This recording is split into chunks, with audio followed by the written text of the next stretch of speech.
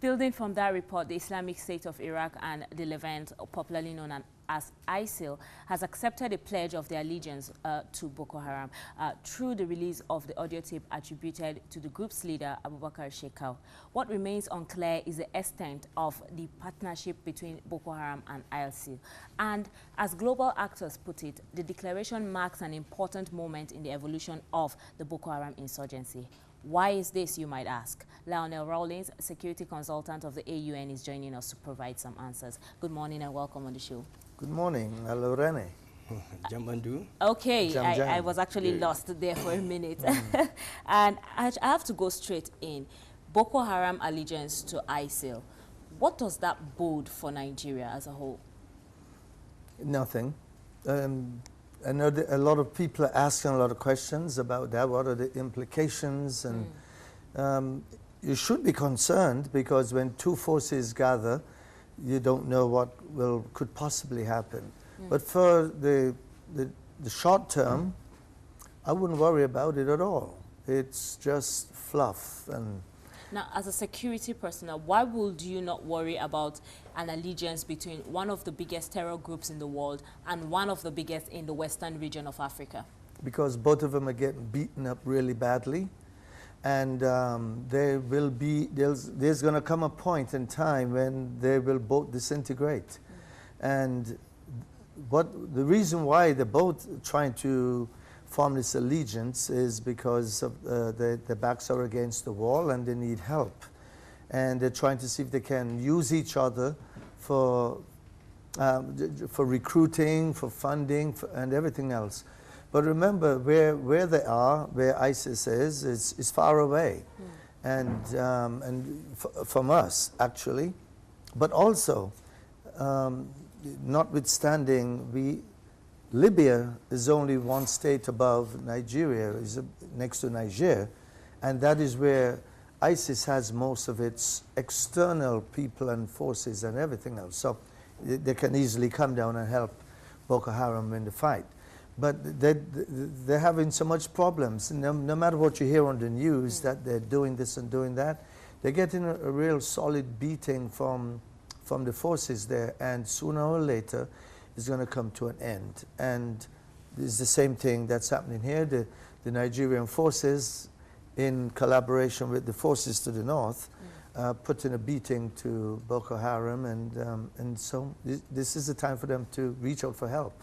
Well, in recent times, we see both terror groups have been gradually overwhelmed by the regional forces, not only in the western region, but also we see that happening within the regions where ISIL operate. But if you look at the ideology now, we see similar release of videos. The operational tactics, seem to be similar. Now, do we say that they're operating to achieve or operating out of the same ideology?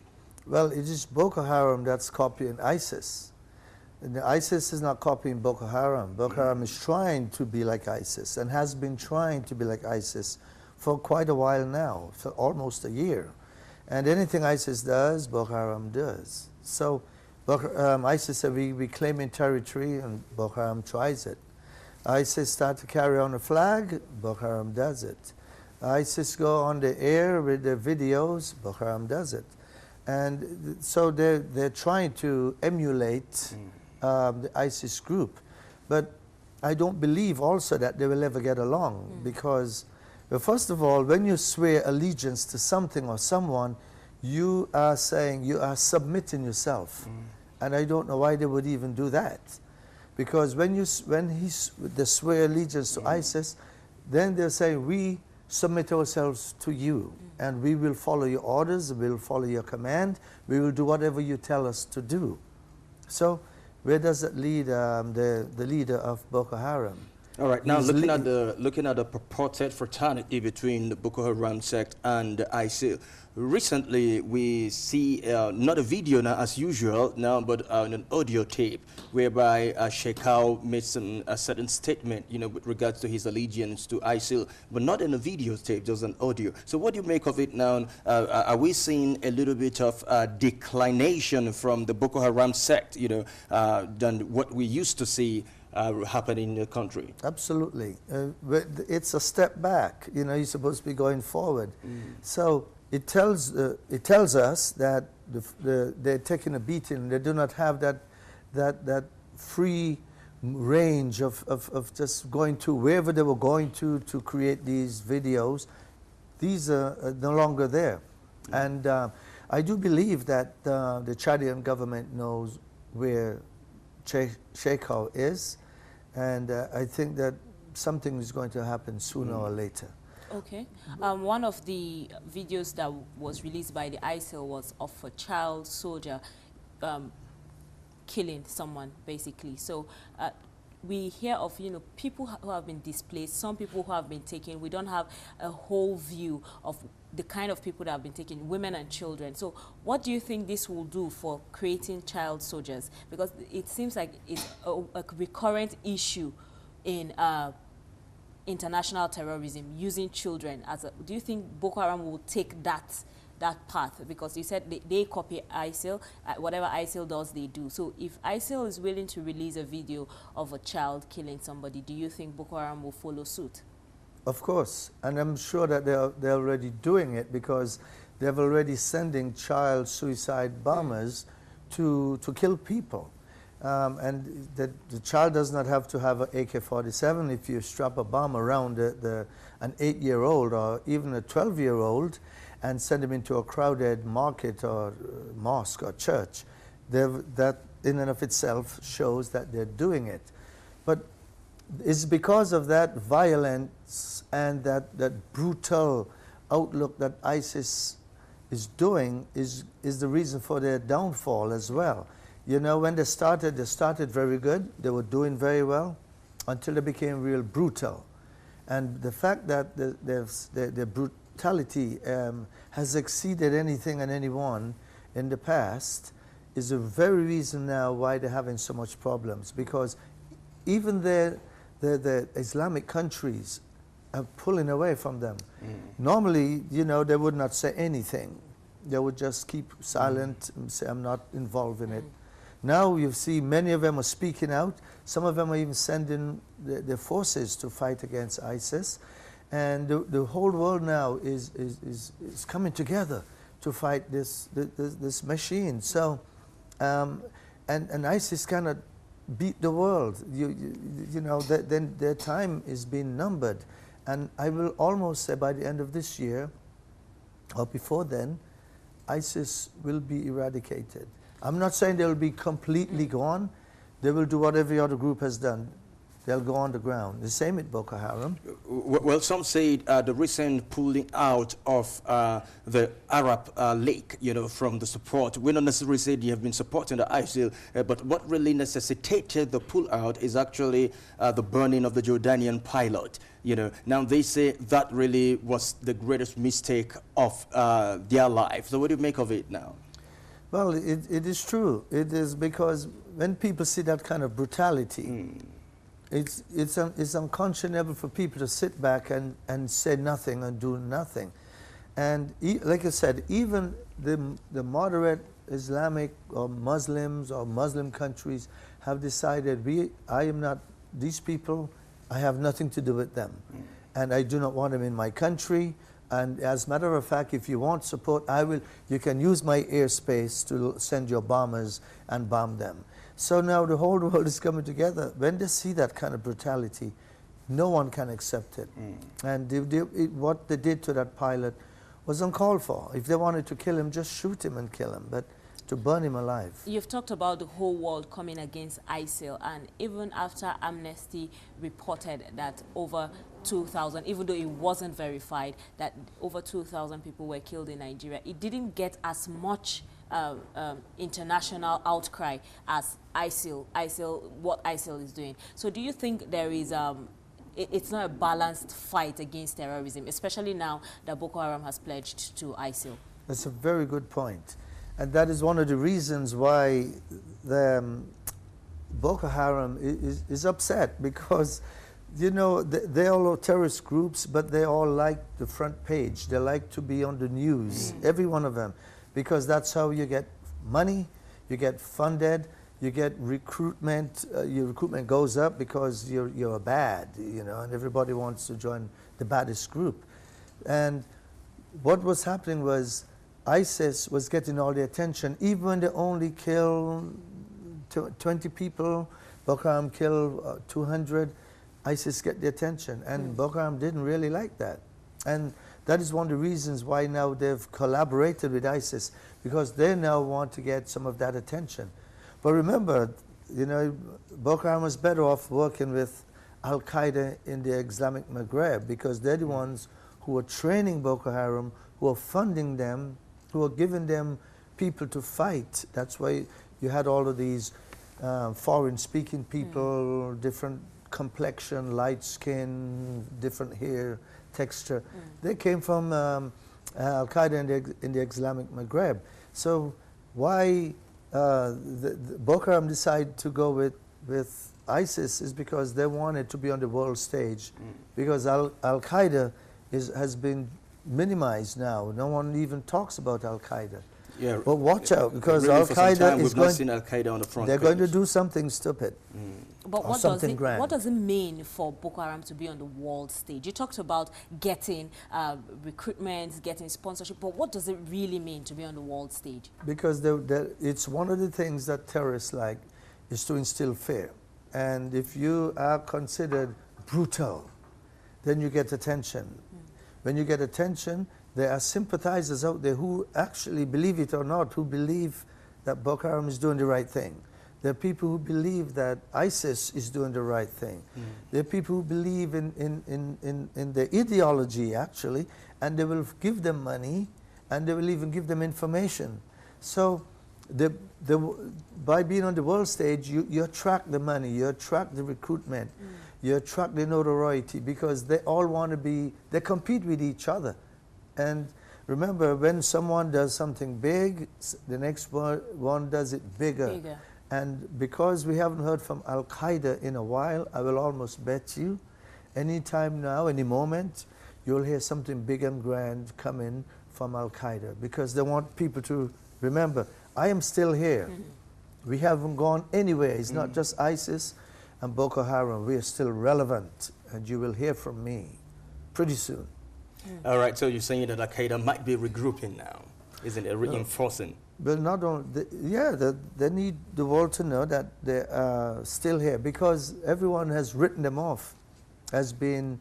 all right, I'm afraid I have to hold you here, but when we return, we're going to look at Libya as a country. You say it's just a country away, you know, in between Nigeria and Libya, and now there is this possibility insinuation that ISIL might have a training ground, you know, in Libya, and we'll look at how the tendency, you know, for Nigeria to have a leverage, the Boko Haram rather, to have a leverage on that proximity between Nigeria and Libya. We'll talk about that when we return. All right, reports from Iraq show that reinforcements are arriving for the Iraqi troops fighting the full control of Tikrit state. Talking about the TV aired this picture of Shia million men heading for battle. Iraqi forces reportedly control 75% of the city. But as CNN Ben's weatherman report, the battle is not just for land, it is for heart and mind of Iraqi citizens. Let's see that. Water, biscuits, juice, and a kiss. It's the battle to win hearts and minds, Iraqi style. Members of the Badr organization, the most powerful Shia armed group fighting ISIS, are handing out food and supplies to the residents of Abu Safa, a Sunni village south of Tikrit. We've been holed up for 10 months, says Hani. His village is home to around 30 families, and since last summer was caught in the middle between ISIS to the north and Iraqi forces to the south. ISIS never came here, says Ahmed, but they fired their rockets over our heads. It's the sort of place many drive by but rarely stop at. A peaceful little oasis by the normally busy road linking Tikrit with Baghdad. For now, it seems, hearts and minds here have been won. They're good, says village leader Haji Hamid of the Shia fighters. If someone is sick, they'll take them to the doctor, even at 2 or 3 in the morning. If it weren't for them, ISIS would have slaughtered us. Further north, in a hospital at the edge of Tikrit, doctors attend to 31-year-old Sadiq, shot in the leg in battle in the center of the city. The fighting is intense, he says. From a distance, however, it's difficult to gauge. We're on the roof of one of Saddam Hussein's old palaces south of Tikrit. In the distance, in the haze, the last part of the city in the hands of ISIS is under steady bombardment by Iraqi forces. The palace overlooks the Tigris River. Yesterday, bodies floated down the river from the hospital, says 8-year Iraqi army veteran Sabr. They were people from Tikrit executed by ISIS. When Tikrit eventually falls, the struggle for hearts and minds will move from the suburbs to the city. Taking up from that report, Nigeria's military is currently getting strong support from the international community. I have to ask you, before we go to Chris's question, what does this do for the morale of the military and the nation as a whole? Oh, it's a morale booster. You know, you remember for a couple of months they were taking a beating from ISIS, and so now that's just to be able to reclaim some of that land, some ground for a military man who's fighting. That is significant. Even if you capture the building or recapture the building, it's a morale booster. And so for them to be able to make that kind of step, small steps nonetheless, but successful steps, this is what you would want as a military person, and that is exactly what is happening. And I know people say that the air campaign is not working, but it is working, because if just to hear bombs dropping around you, even if it doesn't fall on you, just 2 or 3, a couple meters away, your whole inside is shook up and turned over and inside out. And you get internal bleeding, even if it didn't drop on you. If you're too close to a bomb blast, you can get internal bleeding. Your ears start to bleed, your whole body is shook up. So it just knocked the wind out of you to where you cannot fight and incapable of fighting. So this air campaign is really working. And it seems like more people are trusting the military, because yesterday reports were given of bombs in an IDP camp in Borno State, and the residents quickly got the military and they were able to detonate the bomb without anybody being injured or losing their lives. And it feels like the Nigerians are beginning to trust the military more. Well, they should, because these guys are trying their best. I know that there was a time when the security forces were having some problems in things like running away, but to be honest with you, it's not all of them who ran away or who were cowardly. The majority of them were putting up a fight, and sometimes they needed leadership or guidance or maybe weapons, or they didn't have the resources. But now they have come together, and whatever it is they're doing, they're doing it right, which I believe is taking the fight to the bad guys. And in the past, what was happening was they were just in garrison, in the barracks, in the towns, waiting for Boko Haram to come in. Then you have to defend yourself. Now they're going on the attack and on the offensive. And anyone who's on the offensive, you will win. Well, with the propagation of the recent attacks, of course, we see a remarkable victory recorded. But the fear now is the allegiance between the Boko Haram sect and ISIL. And of course, before now, we know that most of the terror groups went for training at Yemen. But in recent times, we don't hear more of Yemen, but we know, just like the premonition we had before now, that Libya might also be a breeding ground for this terror group. Now, looking at the proximity between Nigeria and Libya, we know that just a country in between, Niger. So do we still see a possible reinforcement of the Boko Haram sect with ISIL, that if peradventure the military does not overwhelm them within the frame of time? Yes, good point. Remember that all of those weapons that were left over after the war in Libya, those are the weapons that keep coming down here. Then when Libya was freed of Gaddafi, up to this moment, they cannot even form a real strong government because there are too many different factions and groups out there trying to have their own government, their own caliphate, their own city, and that is from where ISIS is getting its strength, because people are going there to help ISIS. ISIS is getting its recruitment from there, its funding from there, and its support from there. So it's pretty easy for ISIS to say, let me send 300 people into Nigeria through Niger or around it and get them into Nigeria, because it's easy to do. In coming through the Sahara, the Sahel, it's easy to do. It's not that difficult. And as we know, the border is pretty porous. No matter how you tighten it up, you still have areas that people can come and slip through. But they're doing a good job of protecting the borders. The customs and the immigration people are out there. They usually don't get any recognition. It goes to the army and the SSS and the police. But don't forget, we have customs and immigration out there on those border lines, repelling people and doing the dirty work that most people never hear about. And obviously, some of them will slip through, but it is a concern. But I wouldn't worry about it, because the forces to the north and the ones to the south, which is Nigeria, will handle all of those people coming in. Okay, you look at something like race, for example. You see most of the ISIL, are Middle Eastern, and you see, in Nigeria here, Niger, you have more black people. If ISIL were to support Boko Haram by coming through the borders, don't you think that's a problem? Because if you being Middle Eastern coming, a security agent can easily detect. But if it's someone that's the same color as me that can easily pass as a Nigerian, it's something different. So don't you think that is a barrier in their allegiance? Not really. You would be surprised to know there are many dark-skinned, very dark-skinned people in Libya. And they don't just come from Libya, they come from Niger, they came from Chad, they came from Sudan, and they're coming from Ethiopia as well.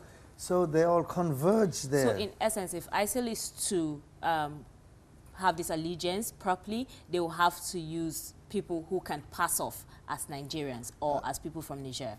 Absolutely. But you still will use these people and try to slip them through. They can pose as merchants. This is my documents. I'm going to sell cows or sheep or something like that. But something you just said that is interesting.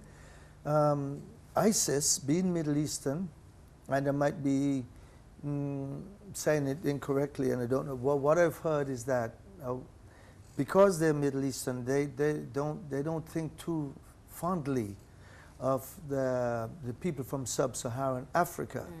So if you don't think too highly of the people from sub-Saharan Africa, how could you have a strong coalition? Because now, if I feel that I'm superior to you, or you're beneath me, I'm going to treat you just like that.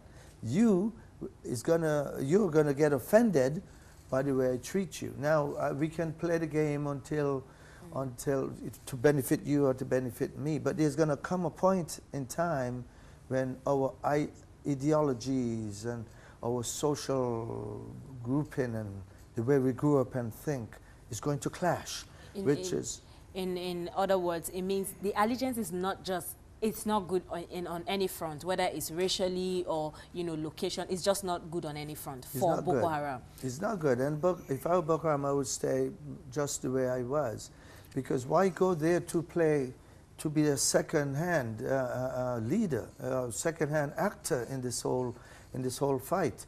And when it's over, it's the Arabs is going to take the blame or take the glory for everything, and they will just treat the Africans as Africans. All right, earlier on you made mention of the ideology now, but a lot of people are still worried about the emergence of another terror group, talking about the Tuareg, that's breaking out from Sudan, and causing the same kind of mayhem, that the Boko Haram do, or the ISIL. Now, do we see another faction, you know, breaking out that has the same ideology, and how disastrous this can be to this region? Oh yes, you will always have a different faction. You will never get rid of, I told you all before here, that terrorism is not going away. It's here to stay. And no matter what you do, when this group leaves, another one will come in. And when that group leaves, another one will come in. And when that group is beaten up, another one will take over. Look at all the ones we have, Al-Qaeda in the Islamic Maghreb, Al-Qaeda in the Arabian Peninsula, Al-Shabaab, this, that. All right, let me hold you a little bit. But finally, let me ask you, now aside the soldier boy that has been recruited into these terror groups, we see a lot of integration of the women folks, you know, into it. Now, do we say that they are making use of the women now really to perpetrate this evil, you know, in order to find an easy common flag to penetrate to their point of flash? Yes, the women are used in different, they usually do not put the women on the front lines. Women are used either as suicide bombers, but they're using them mostly to, well, in one instance, they're used to marry the fighters, so that the man has something to come home to. Maybe it's 2 wives or so, but he has something to come home to when he come off the front line. But they're also used to as recruitment tools, because if you look at the photographs of some of these women, all these young women are very beautiful. And if a young lady is up there who's smart and articulate and beautiful and say, come join me, follow us into glory. People, there are men out there who are very weak-minded and will say, I will follow you. Well, recently we see some women from the UK willingly joining the ISIL and the recorded camera. But that will be another topic for some days. Right? Exactly. Exactly. Thank you very much for finding time to come on the show, and good to see you as usual. Hello, Rene. Good, Alerene. Thank you. Well, that was Dr. Lionel Rawlins, a UN security consultant, and he spoke on the reported link between Boko Haram and ISIS.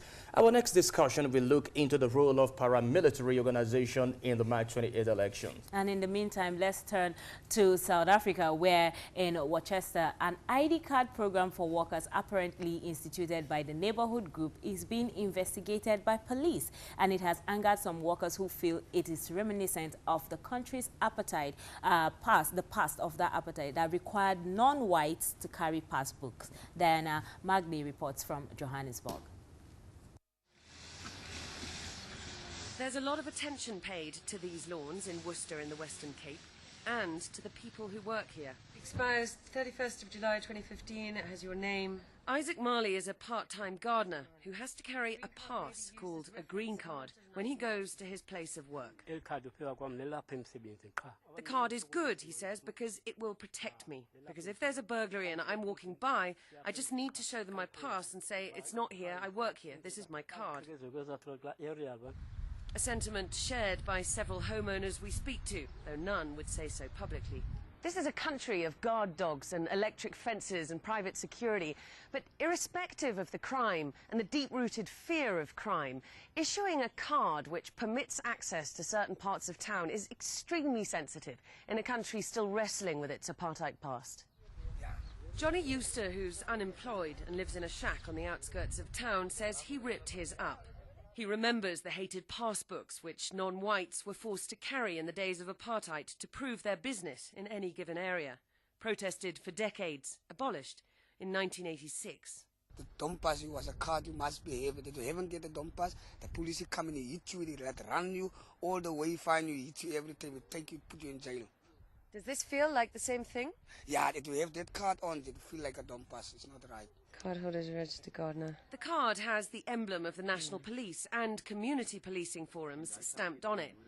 Both organisations say they didn't know about the scheme, but that they're investigating how it ever came into being. We are taking joint responsibility for any weakness, for any mistake, for any oversight, but also for the obvious sensitivity surrounding the issue, and we'll address that. The scheme is now suspended, but there is a community spirit which gave rise to it. Not intentionally racist, perhaps, but hardly free and fair either.